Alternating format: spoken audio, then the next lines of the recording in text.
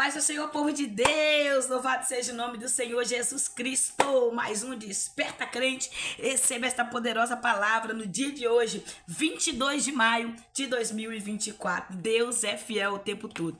Paulo está aqui agora descendo para Coríntios, depois de Paulo passar na Macedônia, depois de ele passar em Filipos, depois de ele passar em Tessalônica, em Atenas, em passar em Bereia, agora ele chega onde? Em Corinto. Ele desce para Corinto. Você vai ver que todos esses lugares que ele passou, ele foi perseguido. Ele foi praticamente, expulso, que ele tinha que sair às pressas da cidade que ele passava pregando o evangelho e o nome do Senhor sendo glorificado. Então Paulo está passando por esse processo. Cada lugar que Paulo chega não cabe, não aceita ele. Há lugares que vai nos impulsionar, nos empurrar para o nosso propósito. Vai ser uma máquina de guerra, de catapultar para nos enviar para o propósito que Deus tem conosco. Então Paulo está sendo direcionado para o alvo, direcionado para o propósito, o projeto dele, que era ganhar almas para o reino e ser conhecido como esse grande missionário, como esse homem foi.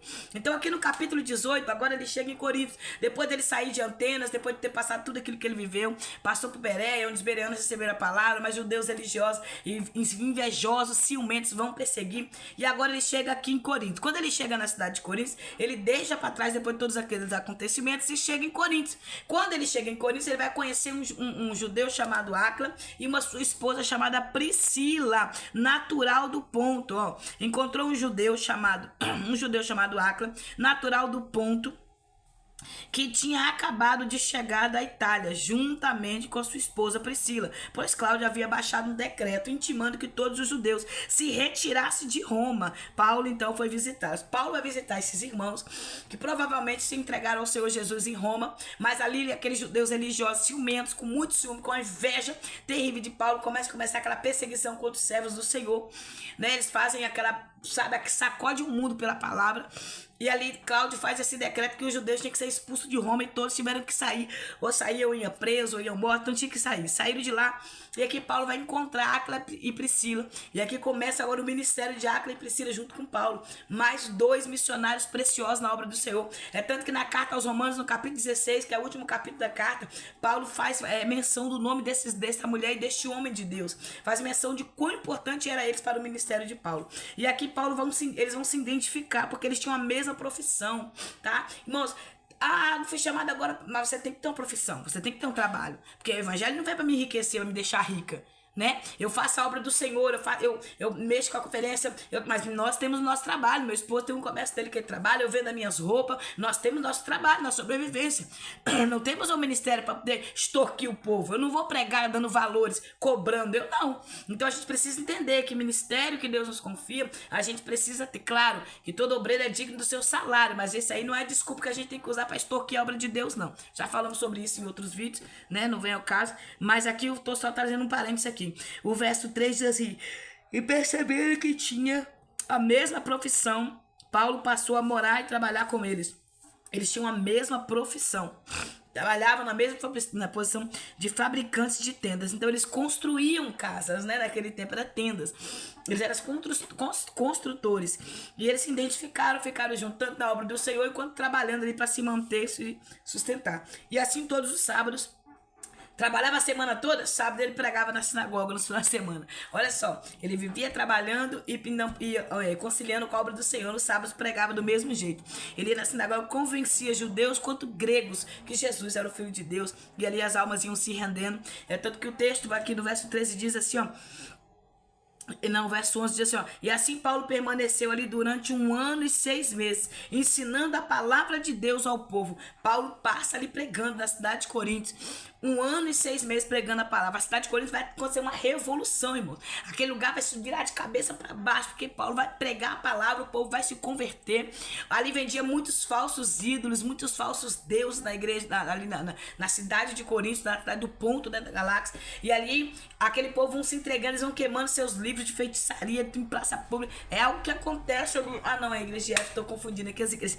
Então Paulo vai pregar com muita autoridade, com poder, e o próprio Deus vai falar para ele no verso 11 aqui, não tenha medo, continue pregando e não te cales, pois eu estou contigo, e nenhuma pessoa ousará fazer-te mal ou ferir-te, porquanto tenho muita gente nesta cidade. Você vai ver que eles até tentaram, mas não conseguiram botar a mão no servo do Senhor, porque havia uma palavra liberada sobre Paulo. Então, às vezes, a gente teme em fazer a obra do Senhor. A gente teme, às vezes, de fazer aquilo que Deus nos manda por medo de homens, por medo de retaliação, por medo de ataque. Não tenha medo.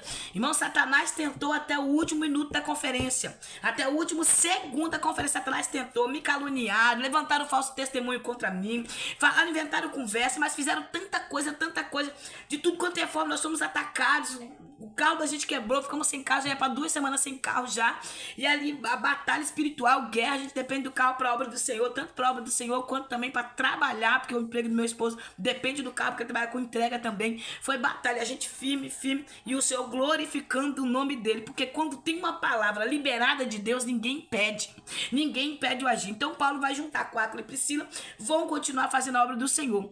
Aí os irmãos vão vir se encontrar com Paulo. O verso 5, depois que Silas, Timóteo chegaram à Macedônia, Paulo começou a consagrar todo o seu tempo ao ensino da palavra, explicando aos judeus que Jesus é o Messias. Então agora ele dá prioridade ao evangelho e ele vai viver agora para a obra. Agora ele vai viver itinerante mesmo, entregue à obra do Senhor, mas é alguém que dá fruto. Não tem esse negócio de dizer que eu tô vivendo pela obra, Deus está me sustentando, mas não evangeliza, não visita, não ora, não prega, não faz, não vai pra rua pregar. Gente, ser sustentado pela obra de Deus tem que ver trabalho. Tem pastores por aí que diz que é pastor que tá fazendo a obra, mas ele não sabe onde o membro bora, não visita, não ora, não faz nada, só quer a gordura da igreja. Tá igual o profeta Eli, sentado na porta, obeso, gordo, só comendo a gordura da igreja e os filhos roubando. Então a gente precisa entender. Que para ser sustentado na obra tem que fazer a obra, tem que dar frutos na obra, porque Deus está vendo. O juiz, o advogado, o Todo-Poderoso está vendo tudo que nós fazemos. Tudo. E aí Paulo agora vai se entregar e se dedicar somente à pregação do evangelho, somente ao propósito de servir a obra do Senhor, fazer a obra do Senhor. Então não perca tempo com quem não quer nada. O versículo 6 diz assim, contudo, como estes se opuseram e proferiram insultos graves, Paulo sacudiu a roupa e o sentenciou, caia sobre a vossa própria cabeça toda responsabilidade de vossas faltas. Mas eu tô gripado, por isso que toda hora tá dando essa parada. Porque eu não tô muito, mas muito boa, não tô meio gripada, dá pra perceber pela voz. Então por isso que eu dou essa parada, assim, vamos conseguir falar. Aí tá difícil aqui, mas nós vamos conseguir, glória. Eu estou inocente quanto ao meu dever. De agora em diante, vou dedicar-me aos gentios. Então aqui, ó, ele tá pregando para os judeus, que o papel era pregar ali para os judeus, para todos aqueles que ouviram. Não querem não, começaram a insultar, começaram a xingar ele, começaram a rejeitar, se opuseram contra o evangelho. Paulo perdeu tempo com quem não quer nada não, meu irmão.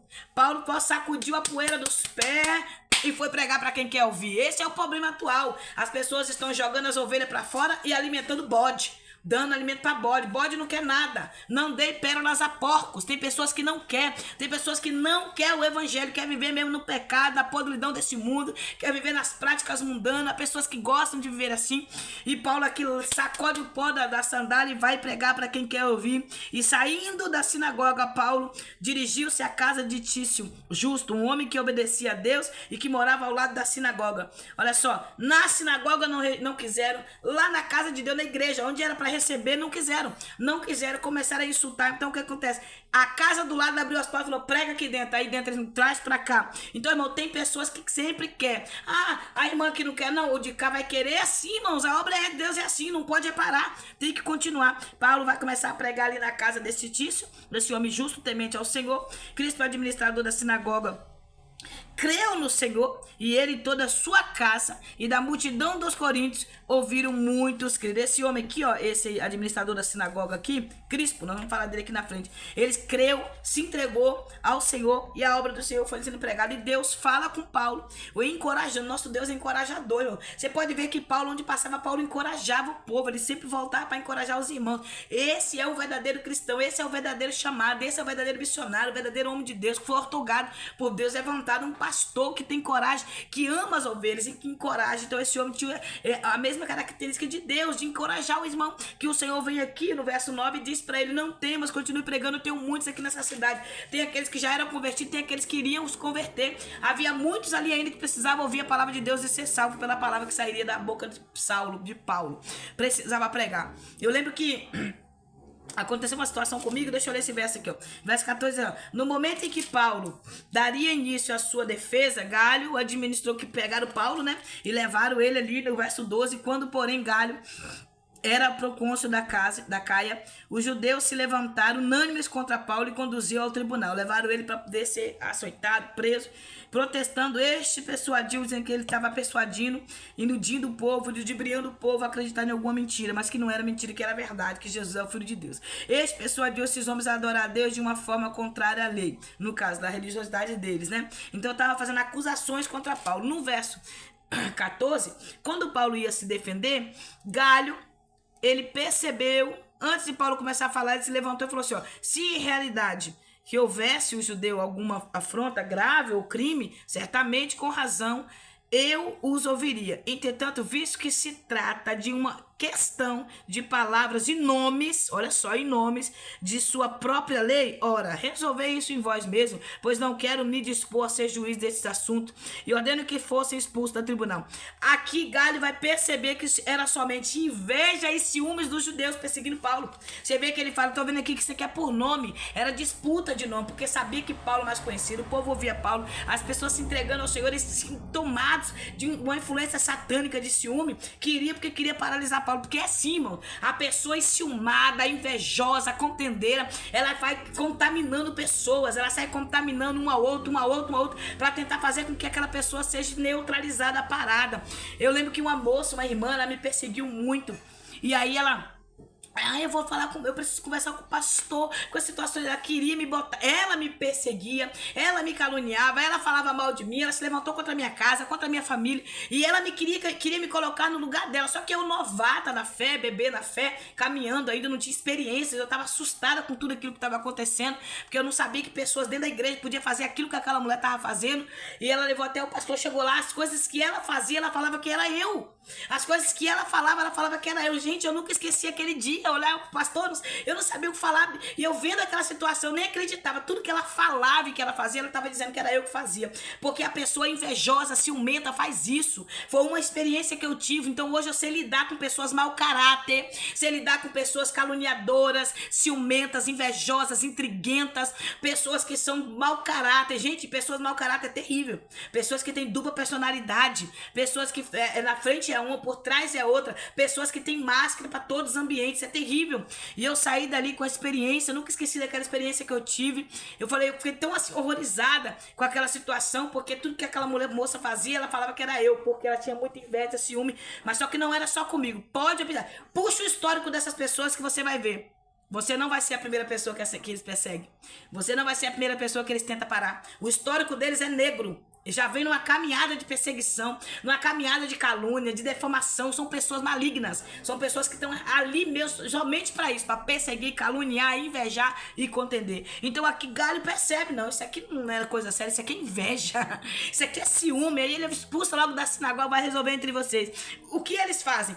Eles então pegam, sorte no administrador da sinagoga e ó, dá um couro no sorte no judeu. Bate, espanca pra ver se Galho fazia alguma coisa. O Galho não fez nada, ficou simplesmente olhando eles bater e não perturbou ele diante daquilo ali. E o que acontece? Paulo ficou em Corinto por vários dias. Por fim, despedindo-se dos irmãos, só foi embora na hora certa. Só saiu no momento certo. Levou com ele Áquila e Priscila e embarcaram para a Síria. Raspou a cabeça porque tinha um propósito com Deus, estou no verso 18. E ali partiu cumprindo seu voto com o Senhor e foi pregar o evangelho em Éfeso. Desceu para Éfeso, deixando Áquila e Priscila ali em Éfeso. E depois entrou na sinagoga local, começou a pregar os judeus. Era o compromisso do homem, onde chegava só para pregar a palavra, para viver a vontade do Senhor e a obra. Eles rogaram que permanecesse por mais um tempo, todavia ele não aqueceu. Aos irmãos pediram, fica, ele não é hora de ficar. A gente precisa saber, irmão, o lugar pode estar bom, mas tem momento que é para sair. Vai ter ambiente que tá bom, que você não vai querer sair, mas vai ser os momentos que Deus vai te tirar. Então aqui os irmãos pedem para que ele não vá, para que ele fique, mas ele sai. Ele não fica no ambiente e vai. Olha só o que o velho diz, verso 21. Mas ao despedir-se deles, ponderou-se, se Deus quiser, voltarei para vós. E embarcando, partiu para Éfeso. Temos que entender que às vezes o não vai fazer parte. Esses dias eu falei sobre isso. O não vai fazer parte da nossa vida. Tanto não para sim, tanto não para não mesmo. Então aqui ele teve que dizer não. Estava sendo bem recebido, bem tratado, mas ele sabia que o momento era aquele. Então você vai estar em ambientes que as pessoas vão falar, não sai. Você vai estar em em alguns ministérios, em alguns lugares que você vai querer ficar, mas Deus vai te tirar. Você vai estar em lugares que você vai querer sair, Deus vai querer que você permaneça, né? Há muitas situações da pessoa tá ali no ministério sendo pisado, humilhado, sofrendo. O esposo não tá bem, o marido não tá bem, os filhos não tá bem. Aí fica, não tô esperando a resposta, mas não tem resposta, não. Pega a sua família, ó, vai procurar vida em outro lugar. Porque a gente precisa entender a hora de chegar o basta do Senhor.